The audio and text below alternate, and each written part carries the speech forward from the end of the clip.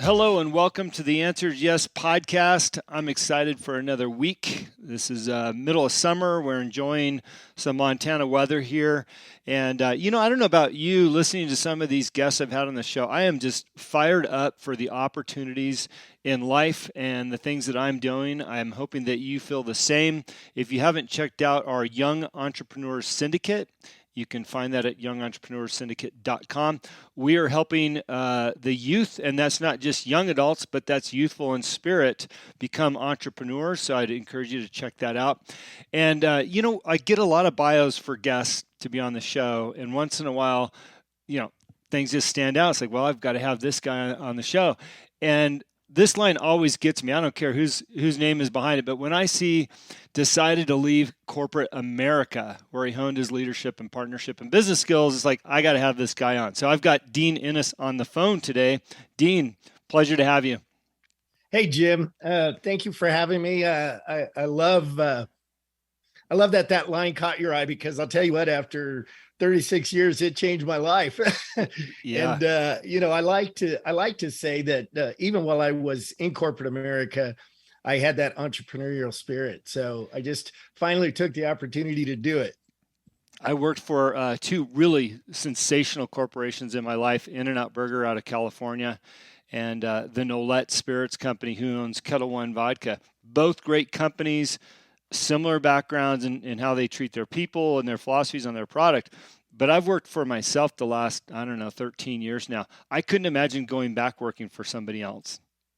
I absolutely agree with you. I tell you what, I have right now I have 6 partnerships, and it's been so exciting to apply what I learned and to help others. One of our companies, Your Best Life Now, it is a strategist executive coaching experience company, and I get to work with some amazing companies. But I home back and I say, I get so excited every morning because I wake up and dictate what my actions will be and how I can impact somebody outside of a framework that somebody else developed. And I too got to work for some great companies. I worked for Norwest. It was a good Midwest company. Started with them back in '85 in lending, and grew with them. They merged with Wells Fargo Corporation, and I left them back in '99. And I went to work for another wholesale mortgage company out of San Diego, California. Best company I ever worked with. Great culture, great. They gave you a lot of room to grow your business. And then I was excited and didn't want to leave, but my wife had my son, and I was 40 years old at the time, and I had done pretty well at taking care of my business and financial situation. And I got offered an opportunity to run the largest mortgage bank in West Texas. And I fought it for about 9 months because I knew what that was like, having 75 employees and working with all different vendors. Yeah. But I realized when I read a statistic that career men spend about 40 minutes a week with their children directly, I said, nah, it's not going to be me. I had great parents. They loved me. And I took the job. So I went to that job. It served its purpose, but it was indeed not my ideal choice. And I got to coach my son's t-ball, his football games. I was there for everything. So the job from that standpoint was great. I met a lot of terrific people. But the day I got up and said goodbye was probably the best day of my professional career. Yeah, but I like the one thing that you said, though, is it served your purpose. And clearly you knew at the time what your purpose was. And I think so often people don't. They chase different careers without understanding what their purpose is and what their needs are. And you're right. The two companies I work for, they served the purpose in my life for exactly what I needed. They helped me make a whole bunch of mistakes. I paid some dummy tax there, so I don't have to now that I have kids. I completely understand that. The other thing that you said is that you love to wake up and find ways that you can help others. And if you can just expand on that for a little bit or for a moment, because I think people miss that mark. When you wake up in the morning and you strive to help others, it's amazing how much that comes back to you in a variety of ways, not only personally, but from a satisfaction level, your willingness to continue to help others, but also oftentimes in a financial level, because the more you give, the more you get. That's how the world works. Well, I can, everything you just said is absolutely true. You know, I was telling you when I was younger, I stuttered, and you can hear me stutter every once in a while, but now I've learned some things, not to disconnect my brain from my mouth when I stumble on something, and I just keep going. But when I was younger, I stuttered a lot, and it gave me anger issues. You know, people talk about bullying and everything else, and I never think that it was that bad, but it's bad in your head. And you blow things out of proportion when somebody says something or makes fun of you. And I used to get really frustrated with it. My dad said, he was in the military, and he said, "Hey, look," he said, "we got to deal with this." He said, "You need a little discipline." And so my dad's choice was martial arts. And because he was in the military, I got to study martial arts from a guy that trained special forces. So he had very good ideas about discipline. Mm-hmm. Mm-hmm. So, but it was also amazing and enlightening to me because he believed in philosophy, Eastern philosophy, that things take time and long-term vision versus what we see in America all the time, things right in front of our face. It's got to be right in front of us. I got to have it now. I got to do this now. I got to do that. And it fundamentally changed the way I thought. I know that the person that does, if you want to get good in anything, I've done a million punches, I've done a million kicks. It's not magic that I can come an eighth of an inch from somebody's nose. It's just discipline and effort and strategic planning to make yourself better. Well, I used that throughout the rest of my life, and I continued with the martial arts. I studied 5 different styles, and it gave me the power to make decisions when you're afraid. And I started fighting, and you get afraid every time you get in a ring with somebody because you don't know what's going to happen. And I fought amateur for 10 years. And I was telling you that it gave me the strength to, because even though it didn't solve my stuttering problem, it gave me the strength to try and solve it. So in high school, I joined the speech and debate team, and I started in poetry and tried to memorize it and stumbled and everything else. But I said yes. And I kept going until, my senior year, when I ended up debating, getting third in the regionals, and ended up with a full ride debate scholarship that paid for my college, Mm-hmm. which was an amazing thing. So I think that all in all, everything that we look at, and when we get up in the morning, we have a chance. And I was telling somebody the other day, how do you feel? I said, look, every day I get up, I know I have a chance. I got a chance. So I can help somebody. I can help my family. And like you said, every time, if you look at it that way and you give, it always comes back. And financially, I've spent the last 3 years helping people build their businesses. And lo and behold, I've had opportunities come up that I would never had I been in corporate America. And it's changed my financial life through giving. And you hit it right on the head. So I was very lucky because I accepted challenges and said yes when maybe people get afraid and they end up being quiet their whole life. And now I'm on a podcast, probably stuttering well, but getting my point across. You said something that resonates with me every time somebody speaks similarly, and that is, you've thrown a million punches, you've thrown a million kicks. I worked for 10 years with NBA All-Star Bill Walton. And we often talked about other players, and everybody wants to know more about Michael Jordan. And a lot of people ask Bill, like, how does Michael Jordan perform at the level that he performs? And Bill says it's simple. He does the basics every single day and does one more, right? And because he does the basics and he knows them so well, when he's called upon to make that one spectacular move in a game at the last minute, he has the ability to do it. And it sounds like exactly like what you've done with your martial arts in life and in business, right? Can you expand on that a little bit? Because I think it's so important for people to understand that repetition and that basic practice every day. It might be boring, but it's important. Well, when you're starting a small business, I always tell entrepreneurs that the one thing that you have to do when you're starting a business is you build a business as if you're going to sell it. And if you're going to build a business as if you're going to sell it, you have to put systems in place. Systems require understanding what exactly you're trying to accomplish, labeling that discipline, articulating it in a documentation so that it can be repeated over and over again. Most business people, entrepreneurs, know what they love to do really well. The problem that 80% of them have in staying in business, because 80% fail in the first couple of years, is that they don't know business. Mm-hmm. And business requires that you apply systems to your excellent, wonderful talent that you may have so that it can expand, so that it can be scaled. And that all requires repetition. So if you get up and you do something really well and you're an artist, per se, you know that you have a routine. It may be a mindset routine instead of doing a million punches, but you have to meditate or whatever it is, but it's systems. And so if you can put those systems in place and articulate them in some sort of business or digital manual that you can in turn teach somebody so that you can move on and instead of doing the business, become the leader and the creative model and the vision for your business, those people can systematically grow your business the way you want. And that's why I say you have to put in systems, because if you adopt somebody else's systems, it may not be the direction that you want as an entrepreneur. And I work with people in Europe and in Canada and South America, and they all have a different idea of what they want their business model to be. And they can all be successful as long as they understand that they have to have systems in place. They have to have foresight and they have to have alignment. And if they do those things, they can grow.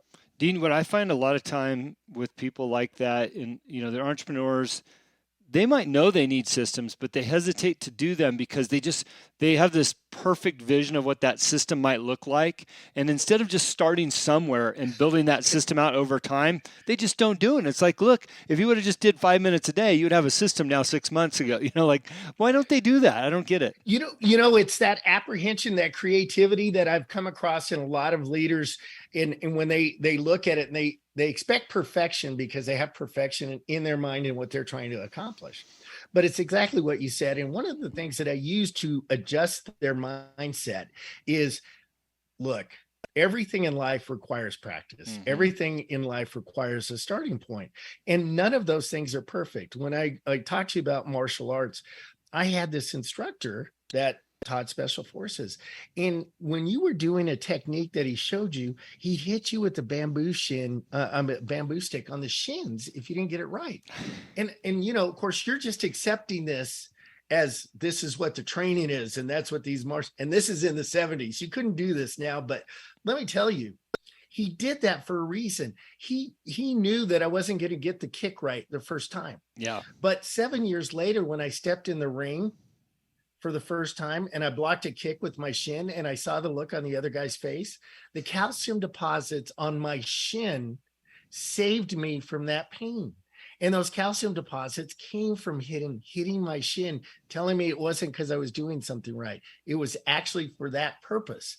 And what he did was deflect the mindset. So if you are a leader and you just get started and you write something down, what you need to adopt is what we call constant and never-ending improvement. Mm-hmm. And if you can do that with your systems, you're okay to start with something imperfect and build on it. Just set up a monthly or quarterly review so you can build on that system if you don't like it. But the trick is, once you start it, it's so much easier to evolve it than to start from the beginning. Oh. And so it saves people time. And if they adopt that philosophy, they can become really successful at building systems until they hire somebody to do it. Yeah. Yeah. Well, I've got my group call tonight for our Young Entrepreneur Syndicate. And we've got a new member. I'm so excited. I've known him for years. And, 3 years ago, he gave me this business plan idea that he wanted. I was just thrilled, like, hey, this is a great plan. Well, he still failed to launch it. And I said the other day, I said, look, you've got to get in our group. I said, I know you're capable. This is exact words I wrote him. I said, I know you're capable of so much more. Since we started talking about this, I've fine-tuned a podcast, moved to Montana, started 3 successful businesses, and wrote a book. Let me help you get out of your own way. It's just... And I'm not saying that to brag to him. I want him to get out of his own way and just start, because 3 years have gone by that he's talked about this dream of his, and in your case, we're talking about systems. Just get started and it will build over time. And you'll look back and go, wow, I'm glad I started when I did. Well, you're absolutely right, and God bless you for being a role model for him. Both of my parents were entrepreneurs, and one of the reasons why I stayed in corporate America is because I was really good at running people's businesses and running Hmm. businesses. I just didn't like the risk at the time of doing it myself. And one of the things I learned at the end when I retired was I doubled this mortgage bank in size. They for 23 years they ran it, and they when I went into it, I spent a year reviewing all the systems. And what I did was I went to the board and I said, look, I can do this. I can double your capacities without changing anything that you're currently doing. And they thought I was crazy because they've been doing this for 23 years and they were really good and it was successful. But I was driven by systems from the beginning, discipline. I'm an economist. Everything is analytics. Everything is breaking it down. Everything is incremental improvement. And so I learned a long time ago, I went through all their things and I said, oh, I could improve this, improve this, improve this, improve this. And they said, no. One of the board members, who was one of the guys that approached me to hire me, he goes, yeah, I don't know. The next board meeting, he said, you know what? We believe you, smart businessman, right? Yeah. If you can do that in 4 years, go for it. And they gave me these 4 goals, which included doubling the size of the business, the best annual year in revenue, the best annual year in production. And I said, okay, what do I get? And they said $1 million bonus. And Yeah. I said, okay, I can live with that. Do I get to dictate how the $1 million is spent? And they said, yes. And I said, okay. So I accepted the goals. Another time that I said yes, Hmm. I stepped up to the plate. I said, hey, I'm going to do this. I'm going to do it. Okay. So I went to a week later, I had a meeting with the 75 employees and I said, look, here are the goals. And they go, you're crazy. What are you talking about? We haven't been able to do that ever. We've been doing this forever. They had great retention there. People had been there for a long time. They thought I was out of my mind.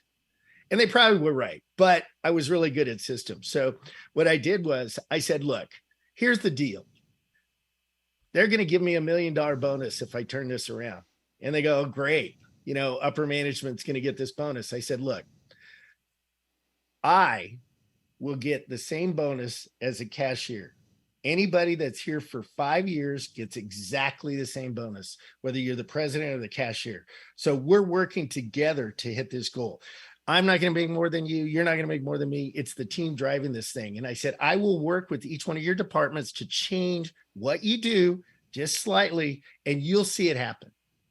And I got their attention. Yeah. And lo and behold, 4 years later, we hit every goal, paid out the bonus, and elevated that company to the next level. And it was because I accepted a challenge based on my confidence that I could change what they did. And not only that, the desire to have an impact on something that, like I told you, wasn't my first choice of a job.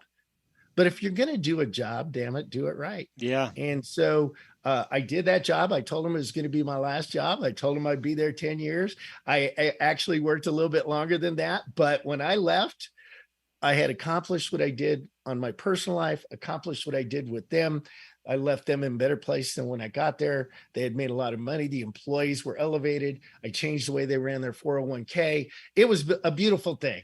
And now I can tell you that it can have an impact on other companies even faster Yeah. because I'm not limited by those things that people think, you know. Let me ask you a selfish question for somebody that I know in one of my other groups. As it relates to systems, he works in the gas industry and natural gas, and he perfected a system for the company he works for that is making them an extra $50,000 a month. Okay, pretty substantial amount of increase. And Absolutely. the interesting thing is, he didn't present it to his company in a way like, hey, I'm going to do this for you. What are you going to do for me? So he's on the other side of that now. He's performing at a high level. He's increased their revenue so much. Is there an opportunity for somebody like that in your mind from a business perspective to go back to the company and maybe share in that reward some way? Or is it too late? Has he missed the opportunity to negotiate maybe an extra bonus or something? It really depends on the company. Yeah. Okay. If he's got a good working relationship, he should elevate it. And in the way you do it, though, it's like everything else in life. You can't just come up and ask for it. What you need to do is say, here's the system. Here's the direct result of the revenue stream that I brought to you. Here's the efficiencies it brought to other companies.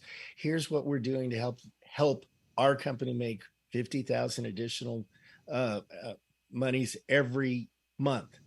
That's 600,000 a year. I'm sure that's had a really good impact. And all I'm asking is that since I came with this, since I brought this to you as a good leader, don't you think it's important to share that with the person that brought it to you? One of the fundamental things that I bring to the table when I talk to people about, especially entrepreneurs, is the biggest challenge that they're seeing right now is hiring people, right? Yeah. Well, hiring people requires that you have a good culture, and that culture is transparency. And transparency goes from the top down, but it also goes from the bottom up. And so if you see something that doesn't make sense and you can articulate it in a good, concise manner and show the direct result of what you've accomplished, if they have a good culture, they're going to see it.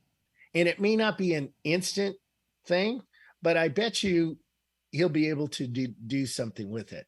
But the lesson learned is that when you have something like that, it has value, not to be greedy, but to present it in a situation that has value. I didn't demand that $1 million bonus. Okay. I told him what I was going to do because when I hired on, part of I always believe in pay for performance. Yeah. And when you have employees and you bring them on board, you pay for performance. But that paying for performance requires that you set very clear expectations of what they do from the get go. And so those expectations probably weren't there. And 85% of employees, especially millennials right now, do not know what their true purpose at their job is. They know the bare minimum. There was a study done from Gallup in 2019 with over 2.7 million people, 30 years, 276 companies. And you know what they came up with?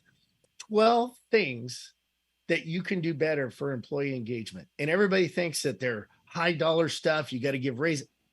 Very few have anything to do with that. Yeah. That has to do with clear expectations, good communication, making sure they're heard. Not always that you believe in their idea, but that they're heard and you at least communicate.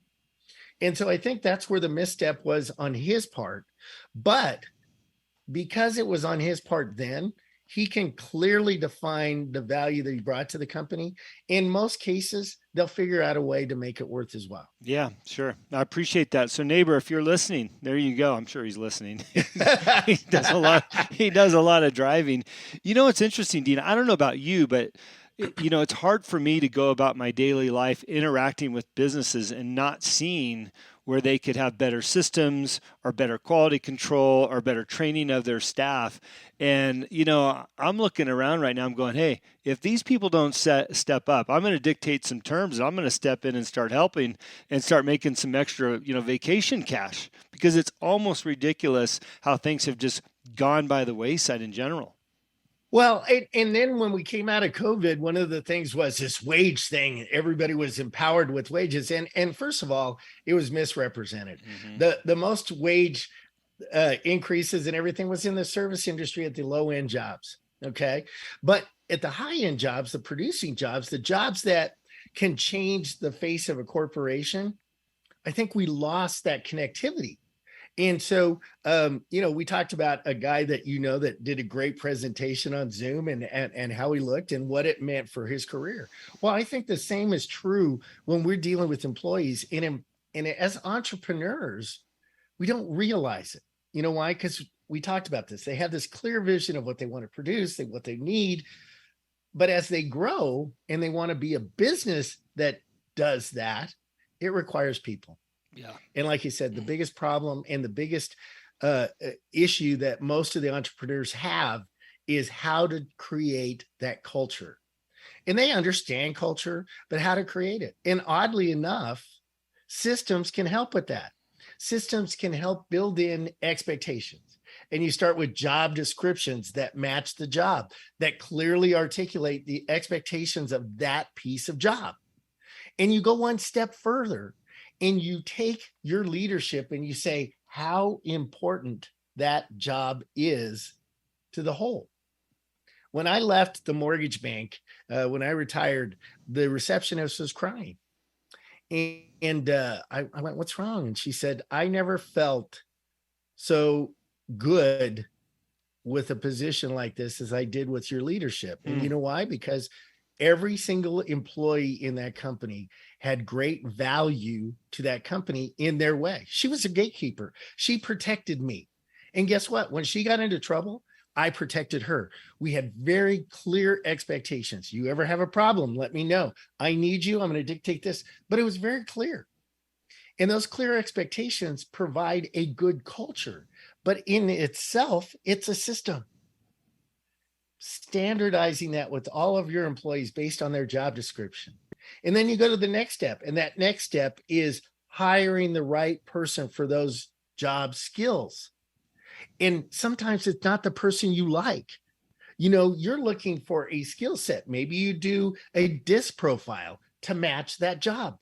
Put the right people in the right job. If you put the right people in the right job, they flourish, because all people want is to do the very best in their job if they're allowed to. Yeah. And then, like I said, incremental increase. If I got everybody's production up by 10 to 15%, the company doubled. That's what people don't understand. Small improvements all the way across, using systems, giving people a roadmap to success, to meet their expectations, which in turn meets your expectations, which drives the company, gives good culture. People bring in good employees. It's just amazing how it works. When I think systems, the first thing I think about is having patience. And we lack the patience to have a system. I don't work with a consulting business client unless they have a business plan, because that means they have not done the work. They haven't laid the foundation. They haven't put a system in place for how they're going to grow. And it's mind-boggling how many people come to me and ask me for help in their business that maybe even they've been operating for a few years. I'm like, well, let me see your business plan. Where are you at on that map? Oh, I don't have one. I've never done one. Unbelievable, because it's your center, right? It's where systems are developed from, based on your foundational elements. And I just love that you're talking about this, because people miss that so often. They do. And it's the simple things. It goes back to that martial arts. You throw a punch a million times, so it's a good punch, so that then you can do another punch or a variation of that kick. But it's like math. Okay. One of the things that we don't focus on in school anymore, math is not important because you need to do calculus. Math is important because it teaches you deductive reasoning. And deductive reasoning is building on foundations. And when you're talking to an entrepreneur and you say, "What's your business plan?" you're really asking them, what's the foundation? How do you plan on building on that foundation? What are the core drivers of your company? And we hear mission statements and all that kind of garbage. And I say garbage because I think that transparency means, hey, I want to do this. This is what we're going to do. It's a business model. This is the benefit to the client. This is the benefit to the employee. This is the benefit to the business. We clearly understand what we're doing from top to bottom. We're all working on the same page. Yeah. But we don't have that transparency, that alignment. And when you have alignment, everybody's moving in the same direction. Yeah. One thing I do like about mission statements is they help drive the numbers if you're passionate about that statement, right? If you say... If there it is. That's why I said they're garbage. Yeah. See, that connection that you make makes it not garbage. It makes it a driver.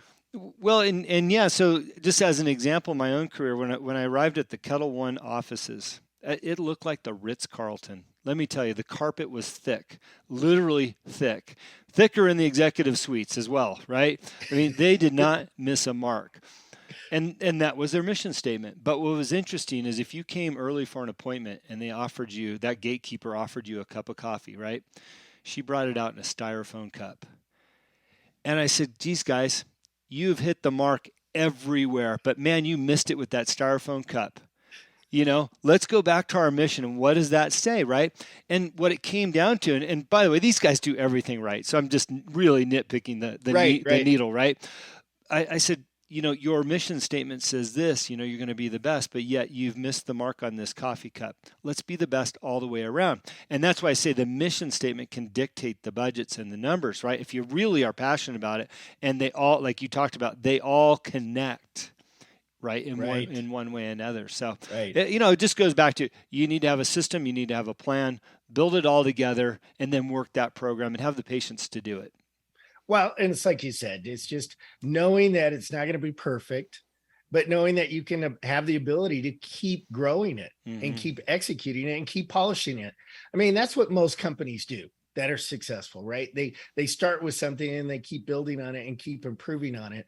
And maybe they give up some margins, but they gain growth. Maybe they understand their product a little better. Maybe they make improvements. It's just that mindset of always improving and growing, and not just necessarily revenue, but in what you want to accomplish. I mean, we talk about some of the things that we do that aren't business driven. And you and I were talking about how important it is for us to give the tools. You mentioned you have a young entrepreneurs thing. And I was telling you that one of my passions is to bring financial literacy to the schools. And I think that all we're doing is building foundations, right? We're giving people the tools they need to be successful. And I think that if we gave every American better tools, every American can be better, can be more successful. Is everybody going to be a billionaire? No. Does everybody need to be? No. But can we give kids the tools to function better when they get out of school, whether they go to college or not? You and I are both seeing the fact that 30 years ago, everybody had to go to college to be successful. I would argue now that you can be just as successful, if not more, by not going to college. Yeah. Now, does that mean college doesn't have a place? Absolutely not. But I know in the state of Texas, if you get a bachelor's degree, you get out of school, you might be making 35, 40,000.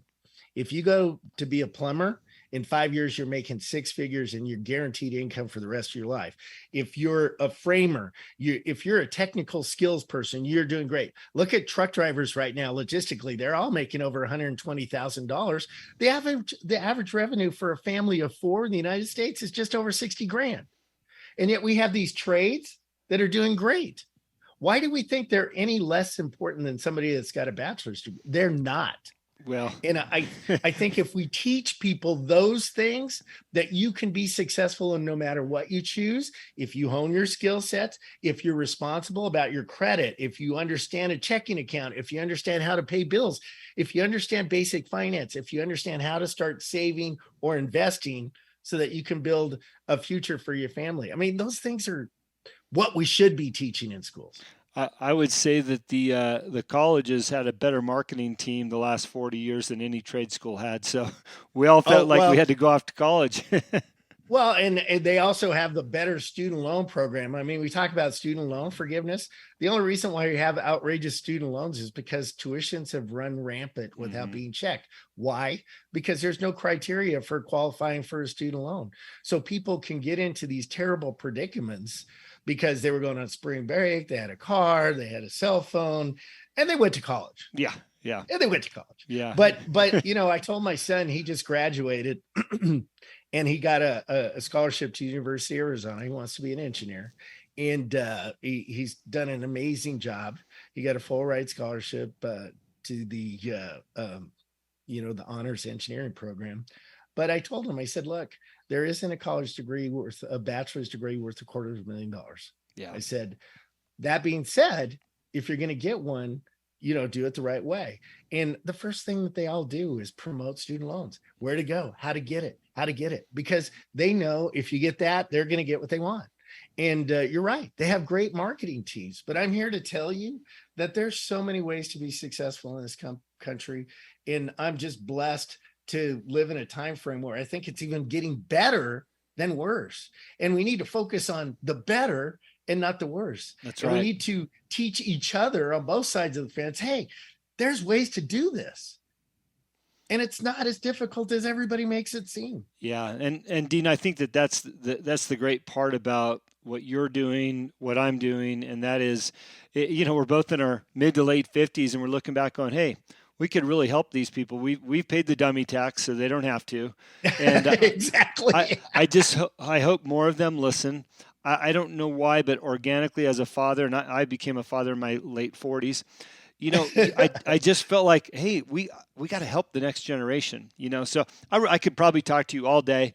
Hopefully, our listeners feel like they can listen to us talk all day about these things because they're important. I'm going to touch on one thing real quick that you said in the mix of all that conversation is work on your credit. Right, good credit can take you a long ways, especially as an entrepreneur or somebody starting out.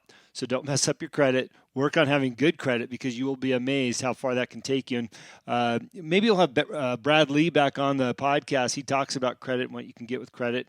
And Huge. Dean, I really appreciate this conversation. If somebody wants to learn more about you, where can they reach you at? Where they can learn more? Well, I have a Facebook page, but I'm not incredibly active there. But our company has a website, and it kind of shows off what we do. It's pretty cool. It's www.yblnow.com, and then we have a Facebook community, and it's Your Best Life community, and then we have an Instagram page, and it's yourbestlife.now. But the reality is, there's a lot of places. I'm growing my digital footprint now, and certainly I hope people listen to your show because I think you do amazing things. And so I want to just tell you before we get off that I appreciate you having me. Well, thank you for saying that. You're very kind to suggest that. I'm passionate about what we're doing, and I really feel like these conversations can make a difference for somebody. I will put your website and some of your digital footprint on the show notes. Thank you for taking the time to be with us. I love your background. I love how you overcame your stuttering through martial arts. That type of physical activity. I wish people had more of that in their lives and all the things that you've been doing. So thank you so much. You bet, Jim. Thank you, and continued success. Thank you.